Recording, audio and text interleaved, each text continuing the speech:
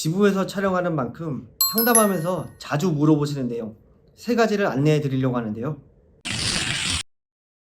안녕하세요. 신용회복위원회 박정욱입니다. 이곳은 인천지부 교육장입니다. 지부에서 촬영하는 만큼 상담하면서 자주 물어보시는 내용 3가지를 안내해 드리려고 하는데요.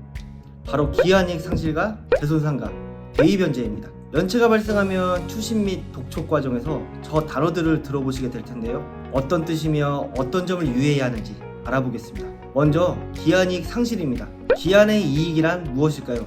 채권자가 돈을 빌려줄 때에는 대개 갚는 기한이 정해집니다. 그리고 이 기한이 도래하지 않음으로써 그동안 당사자가 받는 이익을 기한의 이익이라고 합니다.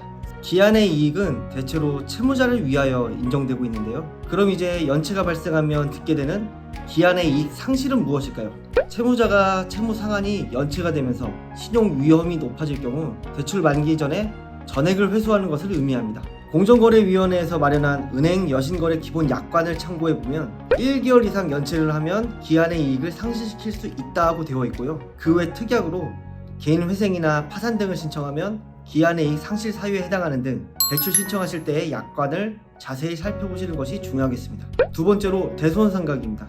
연체가 6개월 이상 계속되면 채권자로부터 대손상각 장기 연체 등록 통지를 받을 수 있습니다. 이런 통지를 받으면 채권자가 채무를 회계상 손실로 처리했음을 뜻합니다. 채권자가 대손상각 처리하는 이유는 부실채권을 손실 처리하여 장부상 이익을 얻기 위함인데요.